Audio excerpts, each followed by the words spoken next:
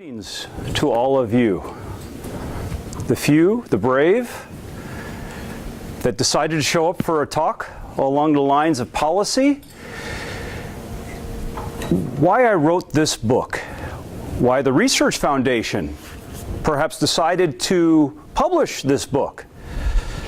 I will answer my why at the end of the talk.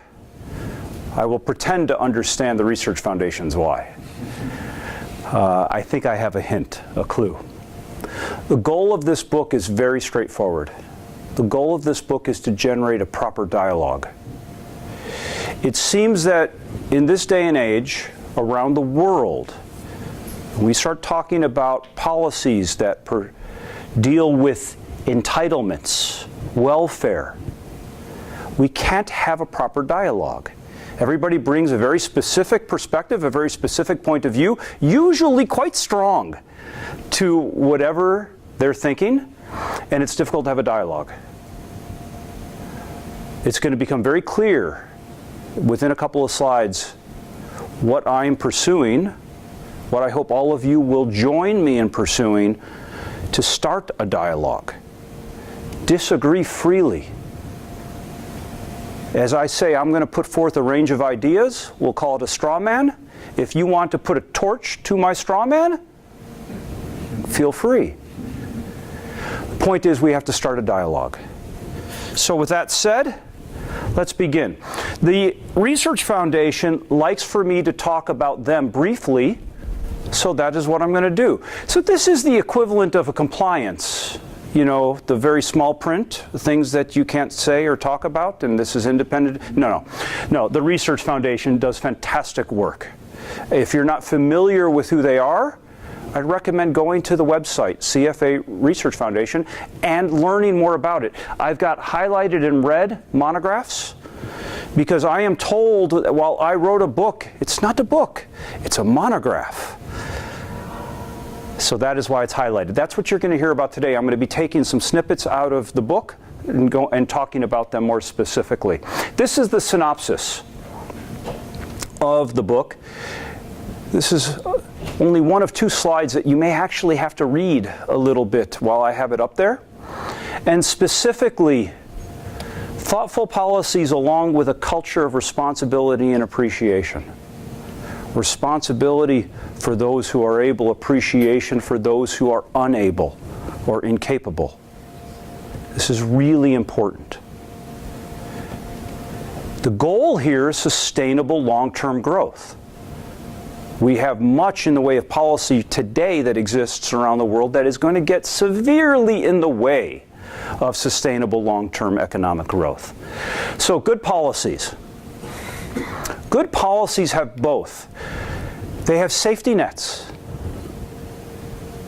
So generally when we think of safety nets, we generally think of helping those who are unable, like a child, maybe incapable, like elderly or aged individual, correct?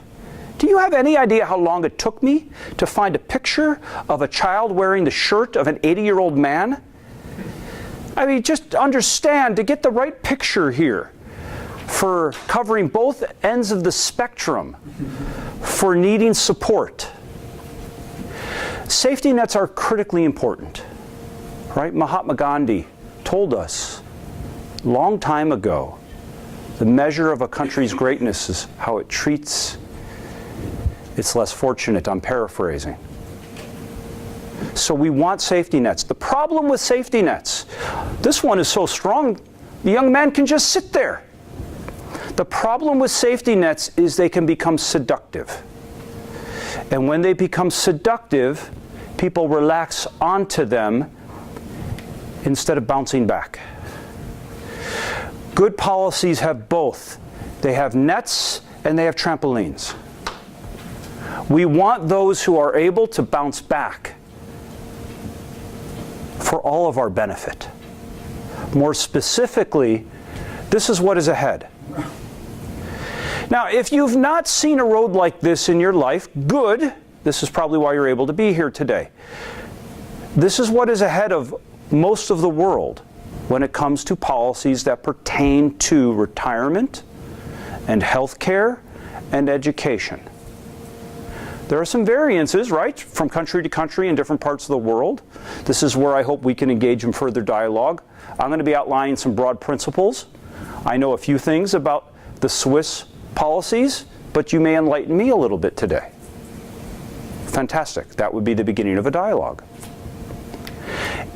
In 2009, the IMF published a piece of research that spoke to age-related costs. And the research pointed out that age-related costs going out to the year 2050, given no changes in policies, are going to be over 10x of what we experienced from the Great Recession in 08-09. So if you really enjoyed the Great Recession in 08-09, oh, do you have something to look forward to? More specifically, here's what the numbers look like. So again, no changes, percent relative to GDP going out to 2050. And you see advanced G20 countries right here, all the way down various countries. Now, you might say, Michael, where is Switzerland? Switzerland is where you are right now. They didn't specifically call it out in the research, so I can't bring it to you easily. But you see this is percent of GDP. Advanced G20 countries, 28% of GDP was the cost of 08, the crisis, and you're looking at a forecasted 409% of GDP age-related spending to 2050. One of my most favorite economic quotes of all time came from a gentleman from the University of Chicago, which is where I'm from. Herbert Stein, long time ago, that which cannot continue will not. This is not going to happen. This is not going to happen because it can't. We simply can't afford it. Nobody can afford this. So one of two things happens. On the way to 2050, en route, either policies are going to change or we're going to have revolution. May I ask which one is more of interest to you? Perhaps change in policies? Revolution doesn't serve anybody particularly well. And what I can say with great respect is Europeans have more experience with this than those of us from America. You don't want this. We don't want this. What's interesting about these types of statistics, for anybody here who's done demographic research, when we talk about long-term forecasts, demographics are one of the most stable pieces of information you can ever look to. They're not perfect, but long range they are wonderfully stable. And when you get into the investment side, it makes wonderful sense to consider demographics. And we're not just talking about the shape of the population pyramid, if you're familiar with demographics, right? Young versus old, male versus female, percent of citizenry. You're also talking about where they are in the ages. Where's the bulge, right? Because we spend differently during the course of our lifetime. We spend differently when we're single. We spend differently when we have families, maybe with children. We spend differently when we're retired. A little clarity. So if you're going to go towards talking about principles, you're going to talk about these things that, for the most part, people don't want to discuss. We need something to base it off of. So let's start with one of the GDP heuristics. One of the rules of thumb on how to measure growth within a society. There are many different variants, right? None of them are completely accurate.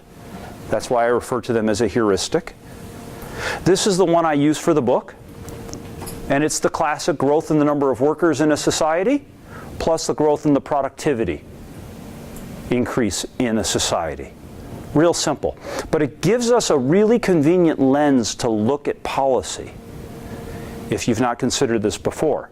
On the productivity side of the equation, there are three big levers that influence productivity. The amount of productivity is going to be indicated by the overall health within a society, right? This allows people to be more productive, to work. It's going to be connected to the education or the skill relevancy, which may be more and more important in the future versus education. Do they have the relevant skills to be able to work? As just a side note, and this is not in the book, but as a side note, I'm asking a question these days to folks. Has employment or a job become the newest form of entitlement? And it's something to think about. It's a curious point. And capital. Capital can have a dramatic influence on level of productivity. I'm not saying this is an exhaustive list. I'm saying these are the big 3 levers for productivity. I go more in depth within the book. On the worker side of the equation, here are the big levers as well. Did you ever imagine you were going to come to a CFA talk and the first thing listed you were going to talk about is fertility? Number of babies that are born. We're not making as many babies by far as we did decades ago. Not even close. So if the number of workers is going to shrink over time, that means we have to have an increase in productivity or GDP is going to shrink. Right? Employment.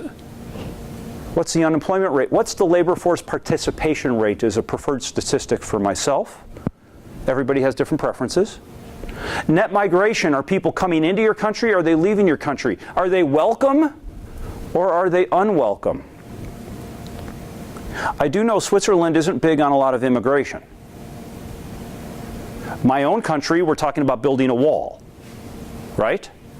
So maybe we're not so big on immigration either. Immigration, if they're working, is a good thing. Immigration, if they're not working, is much less so. And then retirement. Have you ever considered retirement at its most basic economic construct? You pay people to retire, right? They get a pension to leave the workforce. You're paying someone to reduce productivity in society. Think about that for a second. You're paying somebody to leave the workforce. Does that make any economic sense? Not today. Now, when retirement came into being 100, 150 years ago, it was an agrarian economy. Wasn't even manufacturing based yet. Then it became manufacturing before it became whatever you want to call today. Knowledge-based economy, service-based economy. Choose your terms.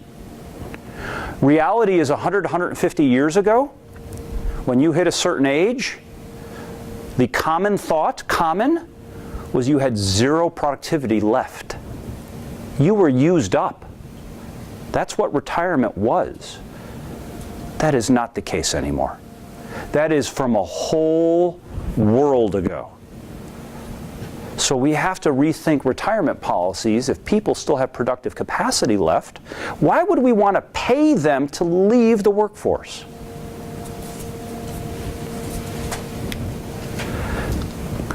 How many of you have heard anything remotely positive to the robots? All right, the robots are going to take our jobs, the robots are going to do this, the robots are going to... Right, why are we so negative about the robots? I don't understand. If we're not going to have enough workers in the future, how do we create all the goods and services that are going to be demanded by the population? Robots. The challenge here is when population starts to shrink in a society, before it does, right when it's about to hit its peak, that's when you want the robots to come online. Before that, it's very disruptive. Between when we all generally say thank you for being here, because the technology is there, it's going to be chaos. We've got to get through chaos to get to when they are a defined positive. But they will be a positive. More than likely. This is assuming they don't blow up the world. That's a whole separate topic. We're not going to talk about that today. Maybe in the Q&A, I don't know. But that's where we definitely enter the realm of opinion versus fact. So in my world, I talk about fact and story. Right? I'm going to be talking about, hopefully, mostly facts. Some stories. like this one.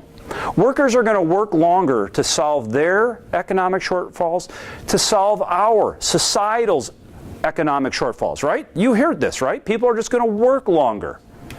Tell this guy. Tell this guy you're going to give me another 5 years. What do you think his response is going to be? See, we live in the investment world, right? We talk about first level thinking, and then we talk about second level thinking. This concept is first level thinking. Workers are going to work longer. It is happening, but it's first level. Not all workers are able. Some European research, let me just put it up there quickly. Take a look at this. This is the second and only other slide you'll have to read today. 27% of workers who are at least age 58 perform physically demanding jobs, causing them to age faster than less demanding. Another 18% perform jobs in difficult working conditions that also place strains on their health. Workers can't all work longer. Not everybody. This is really important, because if you believe that people are going to work longer, what I'll tell you is we have a problem with that thought. It's not so simple. These are what I might refer to as less capables. These do not include the job unables, the people who can't find work. Maybe their skills aren't relevant. Maybe their education is not high enough to find the jobs that are available. This is really important. When you think about that at least half of a given population is unable to work longer, now you find out we've got an issue. They may work longer if and only if they meet two significant conditionalities. If they have healthy aging, I'm not talking about longevity. I'm talking about increasing their health span, which means they are healthier for longer as a percent of their total longevity. And they have the requisite skills. The book is organized into the introduction, the background, and 3 policy chapters: retirement, healthcare, and education. Now you know why. Because we have to tackle the 2 conditionalities if someone's going to be able to retire. What I find fascinating is, over 2 centuries ago, Voltaire told us the problem with retirement. 2 centuries ago. Work saves us from 3 great evils: boredom, vice, and need. Now, if you put this into pitches for retiring and saving more to retire, and you told people, if you pursue this, you're going to be bored, you're probably going to increase your vices, and you're going to want for a whole lot. Would that be much in the way of an incentive? Probably not. Challenge is, a lot of people, right, aren't working in something that they might say that they terribly enjoy, right? It's a job. It's not a career. It's not a vocation. What I like about this slide is it ensures that I could never be elected to a public office. This is my favorite part of this slide. People say, well, Michael, let's say we were going to normalize retirement ages to actually make them work for a society. What would that age be? I will tell you, for developed countries around the world, it's going to be 70 plus. 70 plus. You had a referendum in the not too distant past, right? You were trying to increase the retirement age for women in Switzerland, yes? Men, not so much? I don't understand. Is it really? Anyway, it didn't pass. You weren't even close to 70. Well, you were 64, 65? Yes? Is that correct? You can respond. It's okay. It's safe. I have nothing to throw to you. Okay. 65, we need 64. 64 is also 60. Yeah, see, it's not even close, is it? Not even close. 70 plus would help us all. Now, what I'm not saying you can't retire prior to 70. What I'm saying is we're not going to sponsor payments to incentivize you to retire before 70. If you've got enough, or you want to just take the chance and you want to retire at 65, go for it. I'm not prohibiting that. It's just that we're not going to pay you. Society, when I say we, not me personally, we, society, are not going to pay you prior to 70, but there's some issues with this.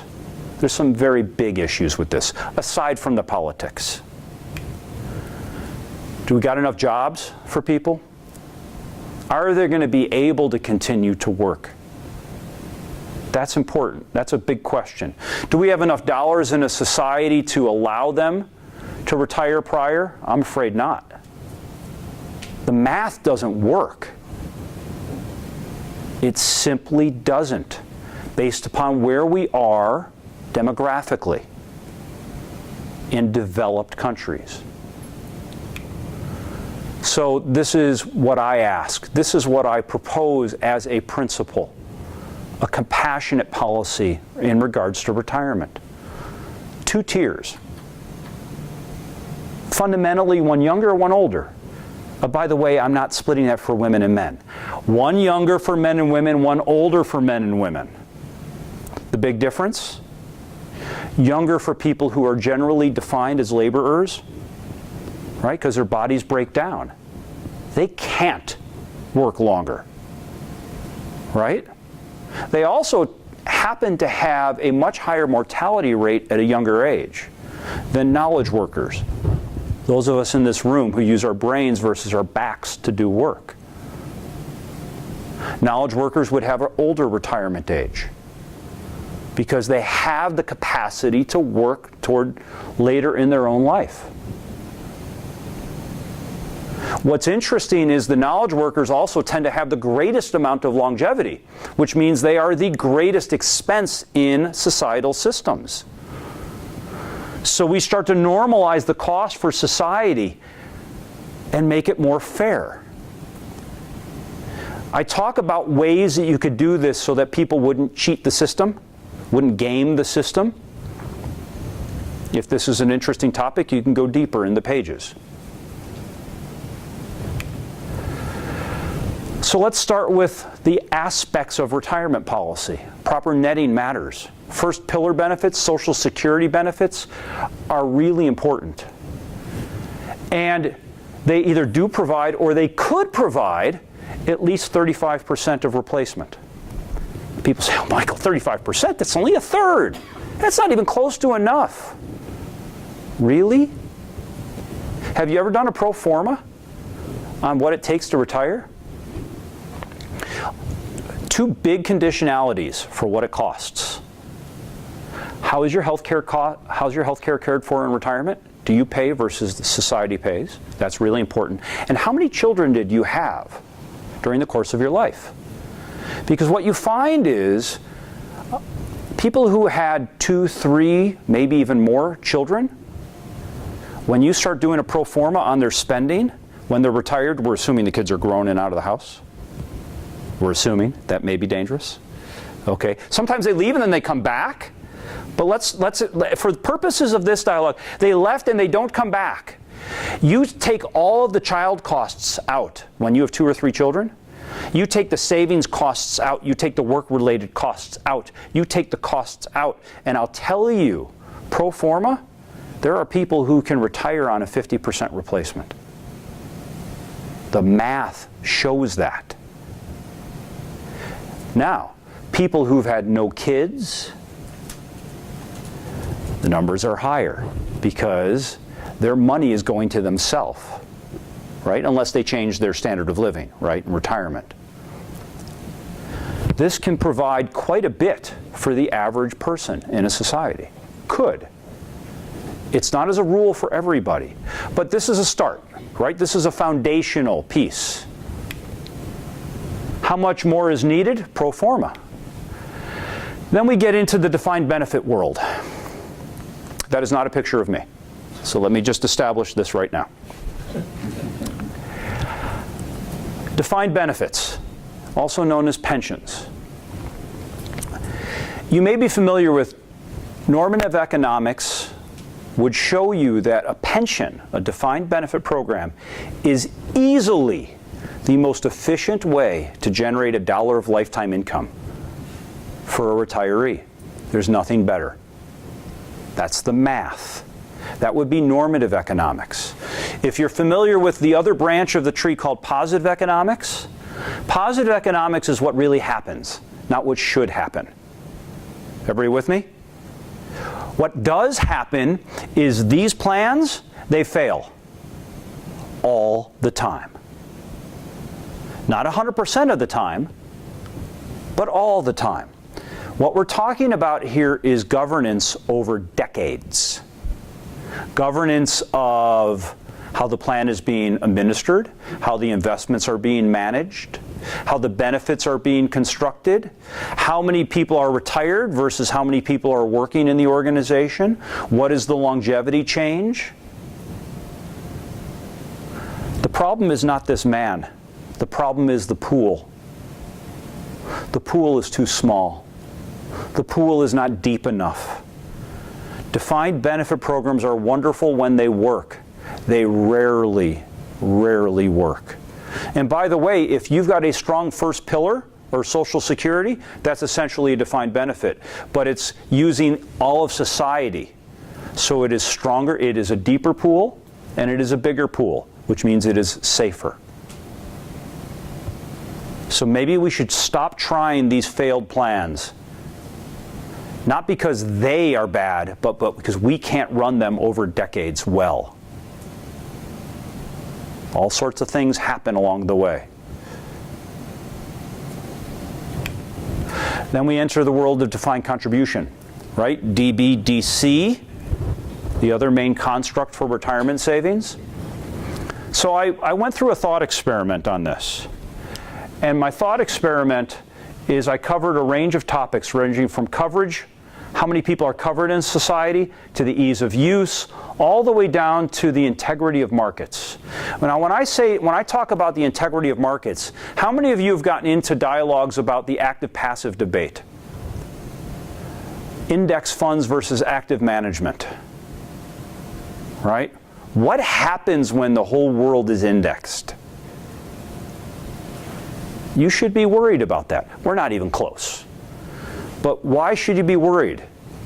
How does a company go public if the whole world is indexed? How do you do capital formation within a society? Isn't that what economics is supposed to be all about?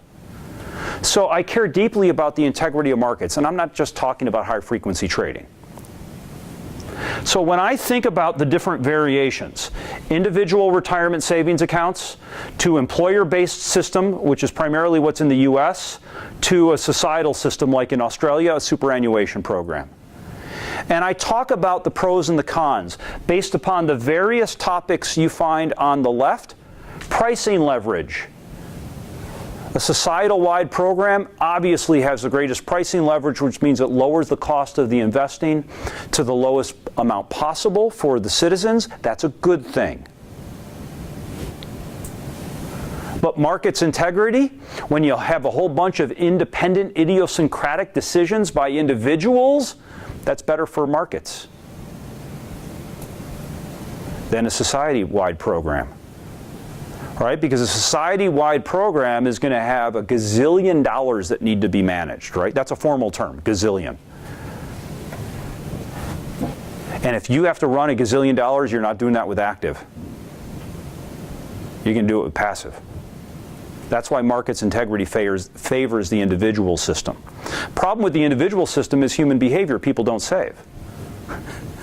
So where do you want your trade-offs? You notice that there is not one that is perfect. By the way, for all the pros in superannuation, you've got some pros on the individual system. Make people responsible on their own to do it. Maybe the employer system in the middle, which never ever wins is the best. Maybe that actually is the best because it has the least amount of downfalls. It's not. Evidence in the US. US is largely a defined contribution system, versus defined benefit for private employers. Coverage, the very top issue. In the US, you have only about 50% of Americans that are in a defined contribution plan saving money because their employer doesn't offer a plan. It's not because they're not saving once their employer offers one. Their employer doesn't offer one. If only half of society has access, this is a failed pursuit. What you'll find is I prefer and recommend superannuation. So that's kind of... employer-based system. I'm sorry? Switzerland has a mandatory employer-based system. Yeah, so you've kind of done superannuation, but you've got greater market integrity, right? Because you got all the independent employers choosing what investments to offer. That's the way I think about it. Before we move into healthcare, anything particularly of interest on the retirement topics that you have any questions on? Anything that strikes you as odd or interesting or just plain silly? It's okay, it's safe. If not, we're going to dive into healthcare. Because there's no issues with healthcare, right? Some people have said to me that if I can solve healthcare, I will have done the greatest thing possible that I could have done with writing this book. I have not solved healthcare, so don't worry about it. I have 10 principles for how I think we should think about healthcare. I'm going to cover some of those in a moment. Mark Twain is a favorite author of mine, and I can't help but relate to our healthcare challenges around the world based upon what he says. Right? The only way to keep your health is to eat what you don't want, to drink what you don't like, and to do what you'd rather not. And we wonder why people are not physically fit. It's because they don't want to be. No, they do. They just don't want to make these types of efforts to get fit. 10 principles. First of all, I would suggest to you, we don't have health care. We have sick care, right? Do we have policies that incentivize people to be healthy? Or do we have policies that pay when people are sick or injured? It's a very different framing of the issue. I think we need to cure sick care. So real quick, and you've got some elements here in Switzerland of this already. There's some elements in the US as well. But I want to thank you. I want to thank the Swiss. You have a very, very expensive healthcare system here. You make me feel less bad about mine in the US. Because it's also very, very expensive. You're not as expensive as us, though. So we still are the highest cost. But let's start off with when we talk about insurance, right? What is insurance by definition? Insurance is paying little bits of money for large idiosyncratic risks that are quite expensive, right? That's insurance. So all policies should be of catastrophic style, right? A large deductible, and I know you offer these here. Large deductible, $2,000, $3,000, $2,000, 3,000 francs. Same thing, similar. You pay that first. Everything after that is paid by somebody else. That would be catastrophic style. And maybe the dollar value, the franc value has to go a little higher. And then we offer health savings accounts. Those are a US term, so let me define. I happen to be a big proponent. HSAs. They allow you to put money into these things tax deductible, and it grows tax deferred. And if it's used for any kind of health care cost, it's tax free. So you make it a little cheaper to pay. Right? And people say, well, Mike, come on. There are people in every society who cannot afford to put aside this healthcare savings to cover the deductible. How do you plan to make this work for people who are of a less fortunate socioeconomic status? I said, very easily. I don't make them solely responsible for funding the HSA. I allow their employer to contribute. I allow their family to contribute. I allow the government to contribute. That would be a benefit. But it's capped, right? It's not open-ended. Free required routine care. Every year or two, based upon your doctor, what your doctor suggests, you have to go have an exam. It's free. If you don't go, you get a bill. Let's flip the incentive. We want people to go. We can track their health over time. We can catch things earlier. You can get a discount on your insurance, right? Your health improves, your blood pressure goes down, your BMI goes down. If your health improves over time, you can get a discount. Again, you want to incentivize health. One system, multifaceted local access. You have some of that here. Hospitals are the single most inefficient way to deliver health care. They're incredibly expensive. You want ranging from minute clinics all around for people to ask quick questions like with a nurse practitioner or a doctor. You want separate little buildings for orthopedic uses, ankle, knee, hip, things like that. You want separate acute care for emergency, and you want hospitals for extended stays or major surgeries. You want to have a system that is allocated differently for the services that are needed. It will bring down costs. And then the best part of all this is where we are today. When you start talking about the cost of memory, of cloud storage, and computing, because of technology, the future of healthcare is going to be much less expensive than it is today. I mean, how can it be more expensive, right? It's going to be much less expensive, more than likely, and it's going to help us with healthcare. By your smartphone, right? What it is going to be, not what it can do today, but what it's going to be able to do in the next 5 to 10 years is going to blow your mind in terms of helping you to maintain your health. Can you talk about a real-time monitoring device that's on your person? Or something of the sort? That is directly dialed into your doctor's office or a doctor somewhere?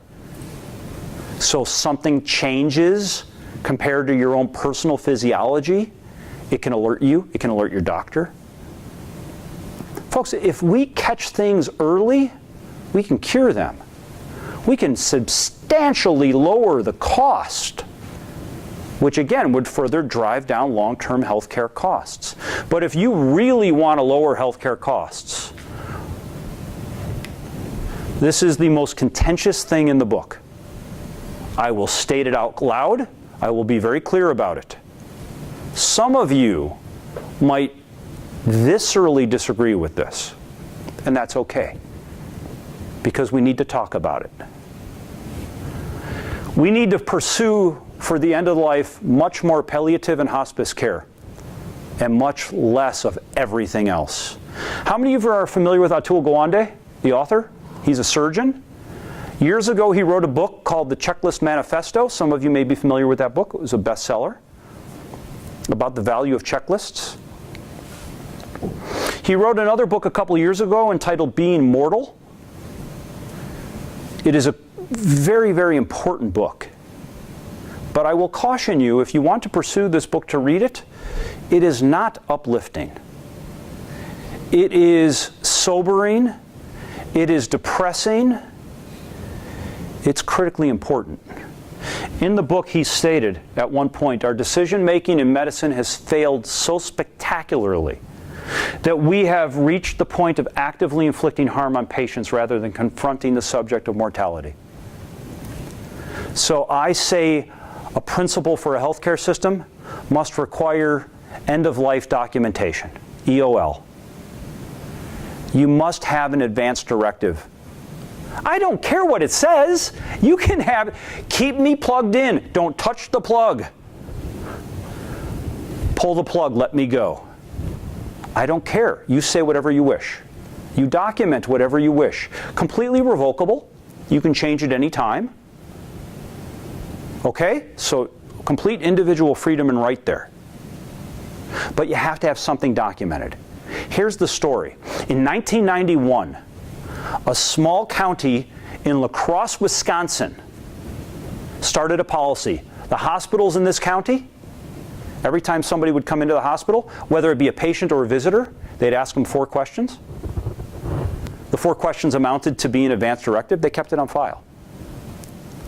They came back in, they would update it, okay, over the years. 1991, they started this practice. 1996, fast forward 5 years, 1996.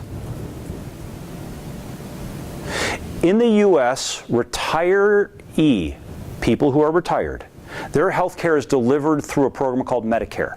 Okay, so it's state-sponsored. By 1996, this county in Wisconsin, their Medicare costs were 50% of the national average in the US. Half. Because of advanced directives. The data indicate that the average person says, unplug me. I don't want to live like that. The reality is, it dramatically cuts the cost of end of life. You've probably heard this, that the last 6 months of your life, the total expenditure on healthcare will be equivalent to the entire balance of your life. Okay, wonderful little trivia point, except for we don't know when you're going to have your last 6 months. So it's of no value. But it's an interesting data point. Because if we could say, we are going to change insurance at some point in someone's life, unlimited coverage until you reach an age. Notice I say age XX. I'm not being chicken. I don't know what the right age is. I don't know if it's 85. I don't know if it's 90. I don't know if it's 80. I think each society needs to select the age that's appropriate for their demography. I think each society needs that age to age over time. It needs to change as their demography changes. And I think insurance should become a debit account and no longer be insurance. So let me give you an example. It's just so we're clear. Let's say it starts at age 85. So unlimited insurance until you're 85. At 85, you have a $500,000 debit account for the balance of your life. Maybe it should be 750. Maybe it should be $1 million. I don't know the number. I'm just giving you an example. $500,000 for the debit account at age 85. As you spend it down the rest of your life, once you spend down all of it, if you want more care, you have to pay for it out of your own pocket. Or you immediately go to hospice palliative, right? It's planned in advance. You put a hard back-end limit to healthcare spending. Will be the greatest impetus to lowering a societal's healthcare costs of anything possible. I don't know the right age, I don't know the right debit value. And we can even put an incentive in here. Think of this for just a second. 50% of what you don't spend in your debit account, you can bequeath to a direct lineal descendant into their HSA. Up to half of what you don't spend end of life, you can put into your children's spouse's HSA. In one generation, I'm willing to bet I can finance healthcare. In one generation. And dramatically lower the costs going forward. Now, the challenging part of this storyline is you've got two people, one aged 8, one aged 80. Everybody with me? You're talking about conceptually the 8-year-old has unlimited and the 80-year-old has limited. That's the concept. Unfortunately, that's the reality. Healthcare is an investment in future productivity at its most basic economic construct. I don't want to be cold here. I'm just stating a fact. The 8-year-old has a lot of productive capacity. The 80-year-old not as much. This is a reality we have to deal with. It's an idea. I think it would be good for the system, good for a society to confront what Atul Gawande is talking about and lower the cost for everybody else. Any questions on healthcare before we move into education? Or have I just silenced everybody? Yes, sir. I think the way it works here in this country is actually pretty, yeah, people are encouraged to have end-of-life documentation. Here, yes. Yeah, as you may know, also in this country we do have what you call that, at the end of the life assisted. Yeah, you have hospice and palliative care here, pain management care. Right, yeah. Yeah. You also encourage assisted, what you do that, yeah, assisted sort of end of life. Yeah, I see. Well, the last, whether the last subject, because this is really a societal issue, whether yes. we agree to that, don't know. But certainly all the other things, I think they should be encouraged. Yeah, and you're doing some things quite well here in that respect. In the title of the slide, you're doing that more actively here in Switzerland than I can tell you it's done in the US.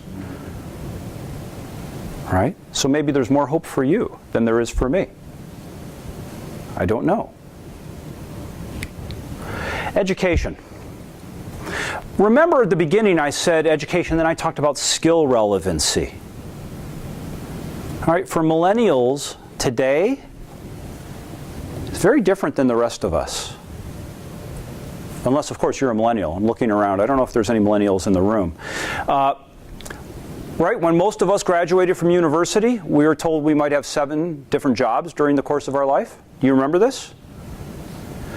Millennials are now being told they may have 7 different careers during the rest of their life. It's very, very different. Very different. You know the story between the fox and the hedgehog? Right? The hedgehog knows a whole lot about one thing. Remember this story? The fox knows a little bit about a lot of things. Which one is safer long term in terms of employment? The fox. The fox, yeah. And where are we going with education these days? We're educating more and more hedgehogs. Right? More PhDs, more advanced degrees. One change in the job world and they could be done. Right? It's a whole different way of thinking about it. It used to be the safe jobs were the white-collar jobs and the blue-collar jobs were threatened. Right? The laborer jobs. In the future, it's reversed. Right? A robot might be able to replace a lawyer. Do you think a robot could replace a plumber? Think about that for a second. Now you're all thinking right now, oh, what do I got to learn now? No, no, no. This is not a recommendation on where you take your personal career. I'm just asking you to think through some of these topics. Nelson Mandela told us education is the most powerful weapon which you can use to change the world. We need to think of education as lifelong learning. People ask me, in the research I did for the book, there are more research citations than page numbers, just to give you a little hint. This is a very well-researched piece. This is something I learned. This is disgusting. There is no better way to frame this issue than to say it is utterly disgusting. The topic of economic mobility, the ability for someone to change economic classes or socioeconomic status over time, we know that it's much worse than it has ever been in the past. Economic mobility has been reduced materially around the world compared to what it once was, specifically to developed countries. Right?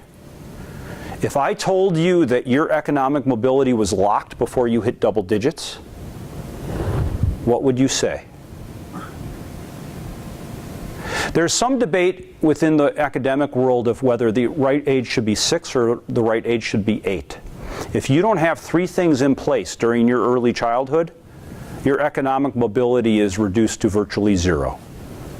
If you don't have a stable household, if you don't have access to good schools, and if you don't have consistent quality nutrition, brain development, it's the neuroscience part of this. If you don't have those 3 things in place, by the time you reach double digits, your economic mobility is going to be as close to a lock as it can ever be. And I went through this research, and I'm like, you've got to be kidding.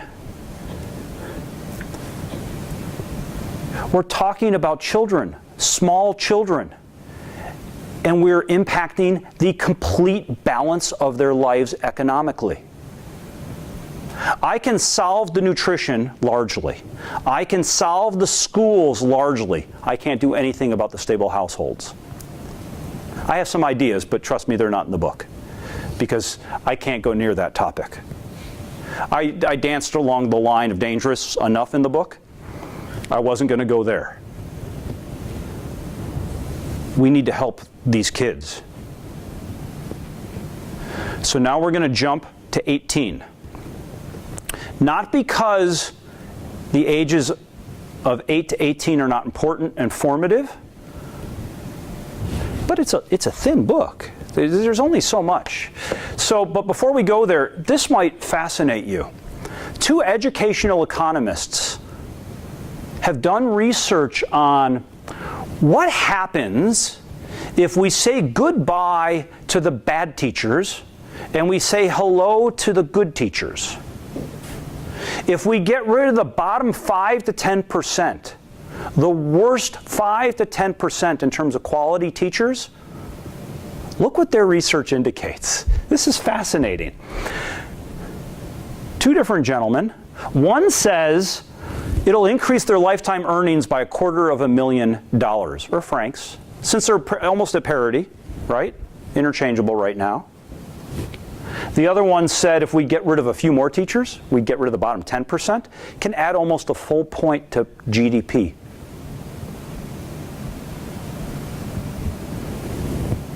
Can you get rid of a bad teacher here in Switzerland?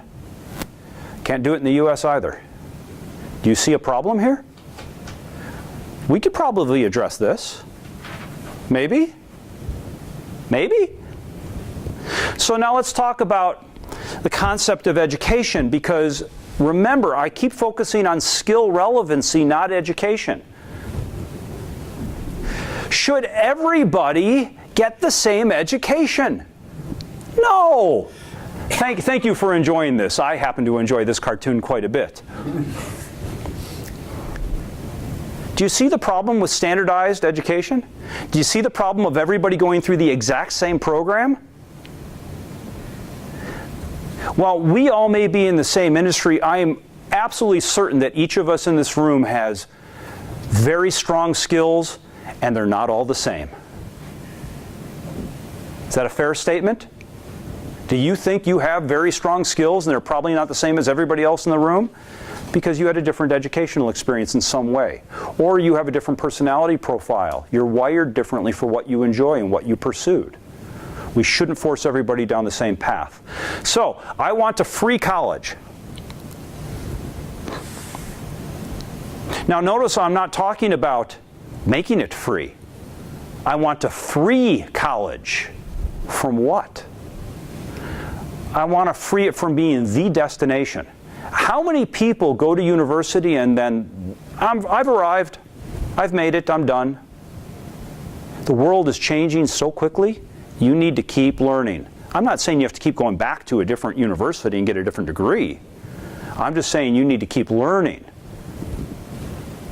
College can't be the destination anymore.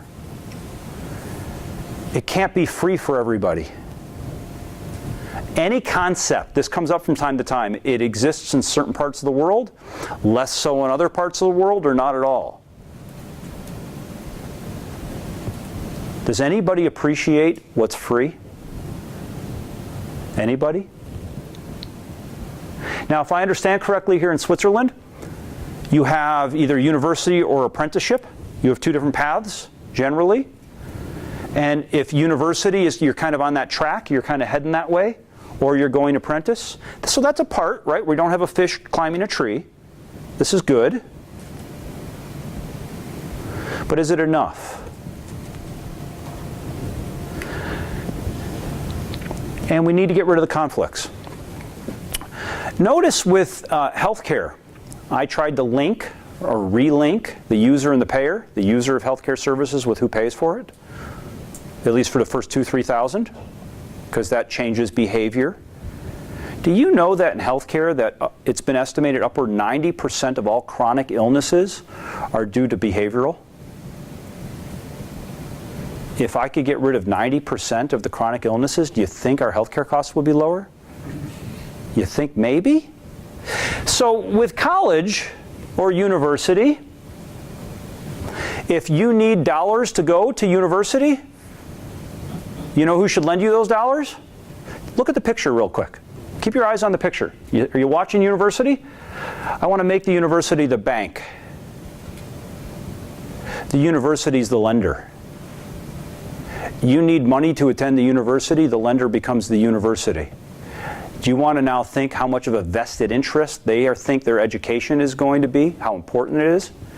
If you don't get a quality education, you don't get employment, you can't repay. You want to improve education at the university level, make them the lender. That'll change conflicts very quickly. It's just another idea. So why did I write this book? How many of you have children? Show of hands. Most of you? Some of you? A lot of you? Maybe thinking about it still? Okay. I have a son. He's 13. What world am I going to leave him to? If we know that that road has a very stark ending, in that picture earlier in the presentation, we as the adults need to slam on the brakes before we hit it. I wrote this book because I have a son. And I have a voice. So do you. Pew Center does research every couple of years. This is going to be from 2015. In the book, it's 2013. This is updated since the book. Asks parents about their children. The children will be better off or worse off financially than me. I'm going to take you around the world now. See how people responded to this. Latin America, Africa, and Asia Pacific. At the bottom, I have the averages. In Latin America, 33% of the parents think the kids are going to be worse off. 54% think their kids are going to be better off. Latin America is young, demographically. Africa, very young, 58 expect positive, 32 negative. And you can see individual countries called out. Asia Pacific, this is where we get the interesting changes. So still demonstrably positive, 48 versus 36. Look at China. 88% of parents think their kids are going to be better off. Look at Japan. 18% of parents think their kids are going to be better off. Agedness has a big impact on how people voted. Entitlements, long-term for a very aged country, break the bank. North America, Middle East, and Europe. So once again, Switzerland was not covered. Europe, 59% think their kids are going to be worse off. 29% think their kids are going to be better off. My country, the US, 60% think their kids are going to be worse off. I cannot stand by. I cannot, thinking of this data, thinking and knowing what I know about where this is headed, I cannot stand by. Remember I said at the outset, my goal was to start a dialogue. I want to create a very big dialogue. I want a lot of people to be talking about these things. I want them to do so with compassion. I want them to do so with facts.